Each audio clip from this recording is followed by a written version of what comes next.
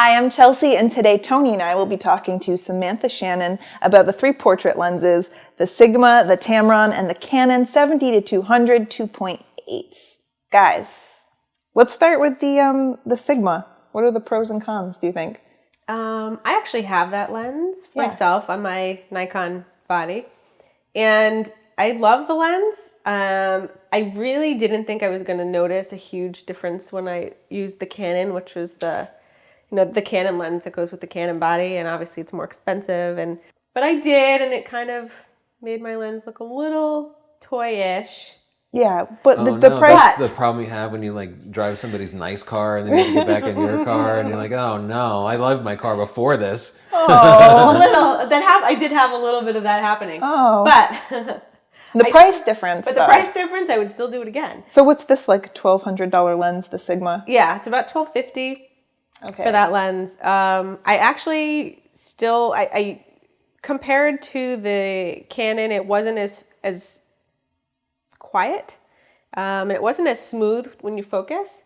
Right. It was a little harder, which I didn't actually mind. I feel like on the Canon, it's really easy to turn it if you don't mean to. Yeah. Where this, you kind of have to put a little more torque into it, which I didn't mind. It's a lot noisier. I noticed that it's really noisy. It's noisy. Yeah, you hear it as it's working. Yeah. And in fact, other people can hear it too. And there's like just all sorts of like little clicky sounds. Like little robe body. And in fact, when we first picked it up, other people who weren't playing it were like, oh, did you break it? What's going on with that camera? I'm like, no, it's functioning normally. It's just loud. It's loud. And I do remember being here actually where you guys were shooting a video and trying to take a picture and realizing that it was too noisy to actually do while you were filming because there was no quiet way to do it. So there is a noise factor. It doesn't really come into play when you're doing portraits, though. I mean, they don't care. They're not going to really hear it. No, but what if you were doing a wedding? What if it was like a church ceremony? Do you think it would bother people while the preacher was talking? I second shoot weddings with that lens all the time. And it's never been a problem for you? I will say that if you're in a pew trying to photograph the bride and the groom and you're next, and you go toward kind of in the pews, you do get looks a little bit from the guests because it is noisy, but you get in and get out. So it's not quite as stealthy as the Canon. Yeah. Yeah. What about compared to the Tamron? Did you notice any big differences between the Sigma and the Tamron? It was actually a little quieter, although the body felt really even more plasticky than the Sigma. It definitely felt, I hate to say it, but it felt cheap. I thought it felt cheaply made, and in fact, we were noticing earlier that if you really press on it, it almost feels like it gives way a little bit. Oh. It feels a little bit plasticky. I don't know if that's my imagination, but it does feel like plastic. I think the Sigma feels a little bit more durable, and the Canon just feels like metal. It feels really solid. It does feel like that a little bit. Yeah, I can't. It does feel like I don't know if it's like my imagination, but it feels like it gives way a little. There's something. It definitely feels more plasticky than. But you do have to keep in mind the price difference, right? Because these are about $1,200 $1,000 less. Essentially, they're $1,000 less. So I would. The Tamron's a hair more than the Sigma. I think the prices vary, but what is it, like $1,400, whereas the Sigma is more like $1,200. So about $100 more for the Tamron. Yeah, somewhere in there. The one thing that was a little strange to me is that the Tamron lens made noises when nothing was happening. Yeah, we were all baffled by that. It kind of was just making like little purring noises. It could be our copy is possessed. It could be. It didn't really make that. any sense. It was just sitting by itself, grumbling. And when I was taking pictures, it didn't really happen that often, although it did a few times. But I would say this is a quieter lens, though, than the Sigma. While you're using it. Yeah. So notice as we're talking about the differences, we keep bringing up these very subjective things like the feel of it, the way it sounds, but nobody said any differences in the image quality. What about the pictures that you took? Are you getting different pictures? I couldn't really tell, actually. I couldn't tell a big difference in image quality. So you're telling me you think you can get the same pictures with the $1,200 Sigma as you can with the $2,200 Canon? I thought that the Canon was a little better, but then when I looked at the testing, it wasn't actually there. This was maybe a little psychosomatic. But yeah, people say, in my own testing, looking at the pictures, I wouldn't be able to tell the difference. You couldn't show me two pictures and I could pick the Canon from the other ones. I just couldn't. Yeah. I think they do testing and they say the Canon's significantly sharper than the Sigma. And the Tamron is actually a hair sharper than the Canon, even though it's less expensive. They take those testings to such minuscule degrees, though. They really blow that stuff up like so much that you really have to look at pixels to see the difference. But to the naked eye in a portrait, I don't think you're going to see it. Well, has anybody ever complained about the sharpness of the shots you've taken with your Sigma? No, especially with portrait shots, right? And how many times have people hired you to take pictures of a test chart?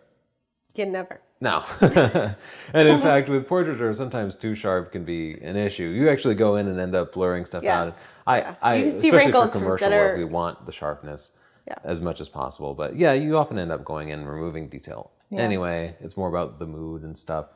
I will say all these lenses have the same properties. They're both all f2.8, so you get like that awesome background blur when you zoom in. You can make these amazing headshots with this beautiful bokeh in the background. And that's why people pick these for portraits. They're just awesome for that. What would you say if there were people trying to choose between the 3 lenses? Is there something that really sets one apart? I mean, does one company have better customer service, or is one more reliable? Is one going to last longer? Sam, you've broken your Sigma a bunch. They fix it and send it back well, right? Do you have any problems with broke it once. It was sent back. I have sent it in twice. It was dropped. And I will say that the lens was dropped hard, really, really hard on concrete and bounced. And visually, it didn't look broken and it still worked. So I did send it in just as a precautionary because I didn't want to be on a job and have it stop functioning. So I thought it was worth having it looked at. I sent it in 24 hours. I got a phone call from the guy working on it saying, I have it. This is what was wrong. We fixed it. Is there any other concern you had? They were awesome to work with.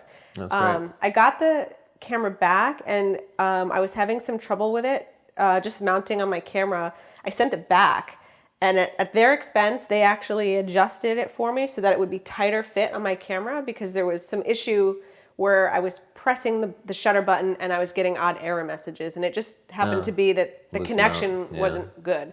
They actually, that was really my camera, probably, but they took the expense. They paid for shipping both ways. They fixed it and had it. I had a job a couple of days later, and I was worried. And they actually next day aired it for me, so that it would be on time. Oh, excellent! All right, so it's like professional level service. You need that if you're a pro. That's something to consider if you're buying a lens. Yeah. I mean, if you're choosing between the two, I mean, that was with Sigma. We don't really have any experience with Tamron, so that might not be fair. Yeah, we haven't gotten a chance to use their customer service. We did break one in half, but... We broke one completely in half. But it was a loaner, and they and they sent us a new one. They were really nice. Can we talk about the fact that it broke really easily? Well, this is the thing. When you dropped this lens, was it attached to a camera? No. Because this is one thing to consider that I was thinking about. When you drop it with the camera, there's some leverage. You know, so if the camera drops, then you have some weight at the top. But it did completely crack. It cracked and then it broke in 2 pieces. So that wasn't the same lens. That was the 24-70. But I imagine they have similar build. They seem to. And it's hard to say. There's so many factors. We didn't do there was no control. We didn't drop them the same way or anything. No. That would be an expensive way to test them. But I will say that our Canon has taken a beating, and we're so bad with our lenses. We just kind of knock them all around and... Yeah, and I think I'm still going to recommend those Canons to professional wedding photographers, especially because wedding photographers will get those cameras beat up as you're fighting guests and pushing through crowds and throwing your bags and running from one place to another. They got to be able to kind of take a beating. The Canon lens was very nice. It was very, very nice. But let's face it, most people don't. I didn't know. I was happy in my ignorant bliss. I didn't know. It was we ruined it for you. Most people want to be able to take pictures of their kids, and maybe they want to use it for sports. They want to do basketball or football, amateur stuff, and they're breaking it out once or twice a week. They're not out there abusing it like a wedding photographer does. I still feel like you can still push these lenses. A lot of professionals use a lot of this gear. And I actually don't want to say if you're a pro you have to get the Canon, or everybody who can should get the Canon. I don't feel like that's the case at all. I think most people should save the grand and get the Sigma or the Tamron. I lean towards the Tamron a little bit, but they're both excellent. The Sigma's a little less expensive. I think you get what you pay for with all three lenses, I think. So you kind of pick where you're comfortable with your budget. A lot of us would rather have the extra $1,000 or $800 and spend it on lighting equipment or another lens. Lenses. Yeah, exactly. Flashes, there's so many things you could do that would make a difference in your pictures. And these different lenses might not ever make a difference in your pictures. I could use it to buy my videos, my Tony Northrup videos. Yeah, you could buy a DVD set. Good you're plugging us. We're having you back together. Sure. She's plugging her videos. Yeah. Stay focused. Excellent choice in wardrobe, Sam. I do want to bring up one kind of important technical difference that I noticed, and I didn't notice it until I started doing like lab testing. But I set up a little still life environment and took pictures with the Sigma and Tamron, and everything seemed fine. And I slapped the Canon on there, and for some reason the Canon was zoomed in way more. Oh, that's right. I set them all to 200 millimeters.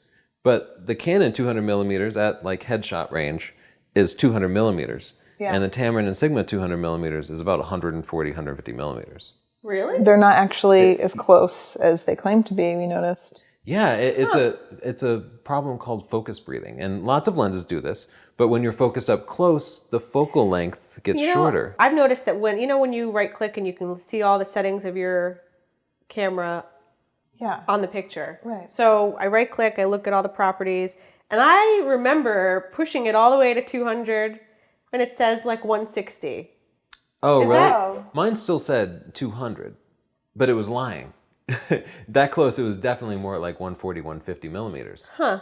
Something to think about. I don't know why your metadata would be off, but in practical use, it means as a portrait photographer, if you're using the Tamron and the Sigma, you're going to have to get a little closer, even zoomed in at 200 millimeters. It also means you're going to have, 25, 30% less background blur. So you won't have quite the same background blur. You probably still have plenty. I don't think you're complaining about your bokeh at all. That's interesting. But it seems like the Canon, more focal length, which means more background blur and more working distance and probably more compression of the features and stuff, the nice stuff that you look for in these portrait lenses. Yeah, we'll have so to there was a functional difference tests. that I stumbled across.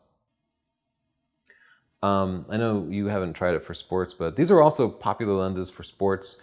Did you notice any differences in the focusing systems? The Canon was a little faster. You felt like it was faster? It was faster. And I felt like it was able to, not only was it, if I went from A to B, something in the front and then focused on something in the back, it was really, really quick. The other ones were quick too, but I just felt like it was more responsive. I feel like the Tamron and the Sigma were about the same. I mean, it was really slight, but it was something that I thought of to try. So I was, so it's something I noticed, but I don't know how to test it. Yeah, I don't even know if that makes such a huge difference. I mean, not for portraiture. Things aren't moving away from you that fast. Quick, I smile. I think it helps a little for wedding photography, but smile faster. Smile faster. Smile slow. Smile slower.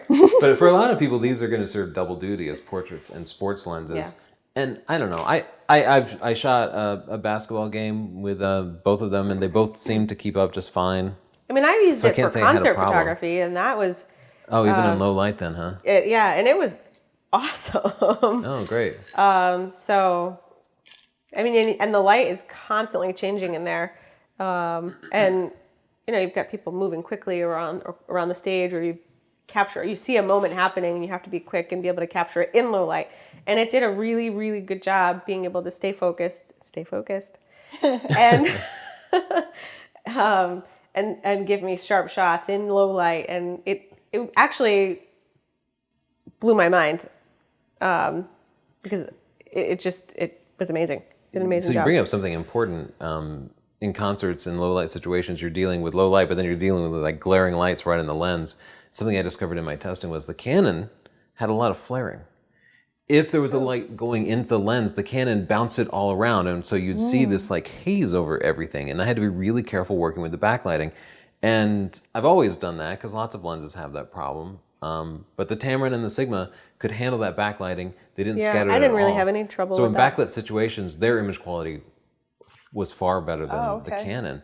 And for that reason, like if even high key photography, because that ends up being kind of backlit. Yeah. Or if you want to put the sun in the frame. The Canon, it can be a pleasing thing.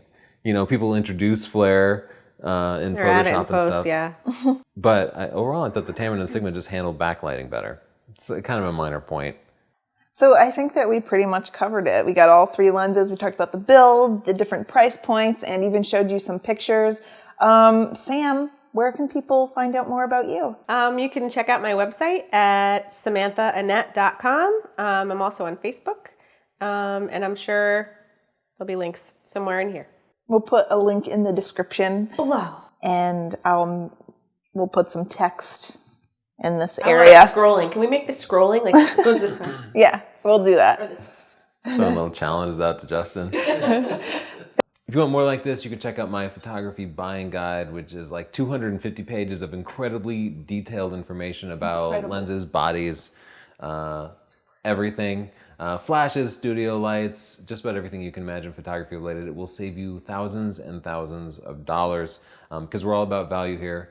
So to wrap it up real quick, I think what we're deciding is all the cameras are kind of worth it, right? All the lenses, The Sigma, all the lenses. The Sigma is the least expensive and it's worth it. Yeah. Yes. The Tamron costs a hair more and it's a hair better overall. And the Canon, if you need that extra durability, they're all going to make the same pictures, but that Canon is like rock solid, fast, smooth, quiet. It's just a little more refined, a little more durable, but a lot more expensive. Yeah. Thanks so much for watching our review. If you think we're great and you want to support us, you can buy our Blu-ray, our beginning photography series. We have 7 hours of content here. We also have it in DVD form, which is 4 DVDs. And if you're more of a reader, you might want to check out our book, SDP. It's actually the #1 photography book in the world right now. We have 5-star reviews. It's pretty good if I do say so myself. So check that out and check us out at sdpcommunity.com. Thank you. And here are a couple of pictures of the Sigma. Sorry. I don't know why I thought that was so funny. If you haven't seen the editing process, it does seem really silly. Yeah.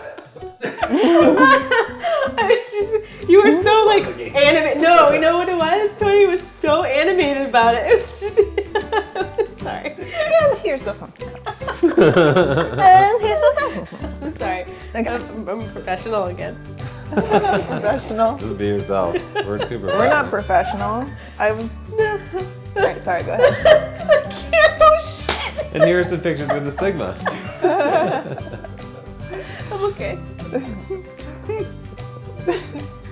She's losing it. She's got the church giggles now. The worst thing we can do is to make her be cool right now. Yeah, don't laugh at Be all. cool, Sam. Come on, This is Sam. really important. The church giggles. I'm good. I'm good. You not sure? Yep, I'm Let's so check it good. out. She's crying. Oh my God, that's what happened since high school. Okay. Really? I'm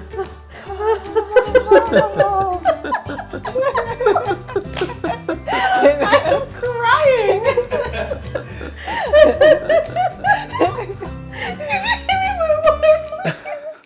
I've never made anybody laugh this much. All I did was mannerisms. The hilarious Tony Northrup. Just get the giggles and just making yourself laugh at that point. I think you're just trying to make Justin look bad because we were talking about how he laughs sometimes at our dumb jokes. Yeah. Laugh like Justin, this, Justin. step it Stand up, Justin. I've never seen you cry. I'm gonna throw it. You got it? Okay, I'm good. Ow, hurt myself. Ouch. I'm okay. Okay, you're good. She pulled it together.